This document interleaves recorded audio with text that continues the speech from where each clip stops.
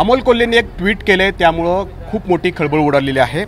काय दावा करताय तुम्ही या ट्विटच्या आधारे? एक व्हिडिओ सुद्धा तुम्ही त्यातून पोस्ट केलेला आहे। आपण जर तो व्हिडिओ बघितला असेल तर महायुतीच्या उमेदवारांचा जो पोलिंग एजंट आहे तो प्रचार साहित्य घेऊन मतदान केंद्रात बसलाय आणि प्रचार साहित्य घेऊन जर मतदान केंद्रामध्ये अशा पद्धतीने पोलिंग एजंट बसत असेल तर हे निवडणूक निष्पक्षपातीपणाने होणार का, हा महत्त्वाचा विषय। आणि त्यामुळे अशा पद्धतीचा सत्तेचा गैरवापर करून हा जो गैरप्रकार केला जातोय हा अत्यंत दुर्दैवी आहे। ते जे तिथले जे काही व्यक्ती होते ते नेमके कोण होते जे त्यांना जाब विचारत होते आणि त्यांनी निवडणूक आयोगाला जाब विचारल्यानंतर त्यांनी नेमकं काय उत्तर दिलेलं आहे? माजी सैनिक होते आणि हे माजी सैनिकांनी खरं तर हे माजी म्हणजे सैन्य दलातले हे माजी अधिकारी होते आणि त्यांनी ते बघितल्यानंतर त्यांनी आक्षेप घेतला या गोष्टीला आणि म्हणून ते त्याला जाब विचारत होते त्या पोलिंग एजंटला। याच्याकडे कुठलंही उत्तर नव्हतं।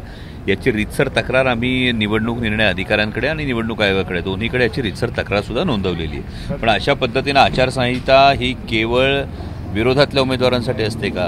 कारण आज दुसरा एक फोटोसुद्धा मी ट्विट केला ज्यामध्ये विरोधी उमेदवारांच्या स्लिपा या वाटल्या जात आहेत।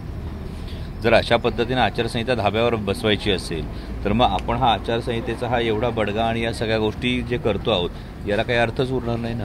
तर बारामती लोकसभेतनं पण एक प्रश्न निर्माण झालेला आहे, जिथं सगळे EVM मशीन ठेवलेले आहेत ते स्टोअर रूममधलं जे CCTV आहे ते बंद पडल्याचा आरोप जो आहे तो या ठिकाणी होतोय। हे अत्यंत धक्कादायक या सगळ्या गोष्टी आहेत आणि या पद्धतीने निवडणूक पारदर्शी पद्धतीने होणं अपेक्षित आहे। बारामतीमधलं जे आपण म्हणतात त्याविषयी मला खरंच आत्ता माहिती नाही, कारण मी आता शिरूर लोकसभा मतदारसंघातल्या मतदानाच्या संपूर्ण प्रक्रियेत असल्यामुळे त्याविषयी फारशी माहिती नाही। पण असं जर झालं असेल तर हे निश्चित धक्कादायक आहे। मुळात निवडणूक ही पारदर्शीपणाने पार पडावी, प्रचार वेगवेगळ्या पद्धतीनं करण्याची मुभाही प्रत्येकाला आहे, परंतु निवडणूक होत असताना पारदर्शी पद्धतीनं व्हावी आणि जेवढे असे प्रकार घडतील तेवढी माझी मायबाप सुज्ञ मतदारांना विनंती आहे की ही लोकशाही सर्वस्वी तुमच्या हातात आहे। त्यामुळे बाहेर पडा, मतदान करा, तुमच्या हक्कासाठी मतदानासाठी बाहेर पडा, हे फार गरजेचं आहे। हस्तक्षेप कुणाचा होतोय असं तुम्हाला दिसतंय? आणि कोण करणार आहे हस्तक्षेप वेगळा? म्हणजे या पद्धतीने कानाडोळा कोणाकडे होतं? कालही अनेक ठिकाणी गैरप्रकार झाल्याचा फोन आले, निरोप आले, त्यामध्ये महायुतीच्या बाजूने पैसे वाटणारा एक कार्यकर्ता पकडून पोलिसांच्या ताब्यात दिला आणि नंतर आमच्याकडे जसं काही अंतरावर जाऊन बिबट्याला सोडून देतात तशा पद्धतीने त्या कार्यकर्त्याला काही अंतरावर गेल्यानंतर सोडून दिलं पोलिसांनी। याच्यावर कोणतीही कारवाई झाली नाही। म्हणजे मग हस्तक्षेप कोणाचा चालला आहे?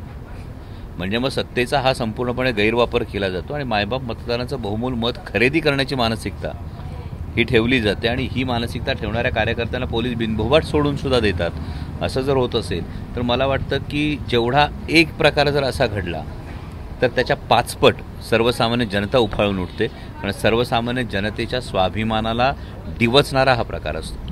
तर अमोल कोल्हे यांनी निवडणूक आयोगावरती अनेक प्रश्न या ठिकाणी उपस्थित केलेले आहेत आणि सरकारच यामध्ये हस्तक्षेप करत असल्याचा आरोपही कोल्हेंकडून केला जातोय। कॅमेरामन राजेश बिडकरसह नाजिम मुल्ला, ABP माझा, शिरूर। ABP माझा, उघडा डोळे बघा नीट।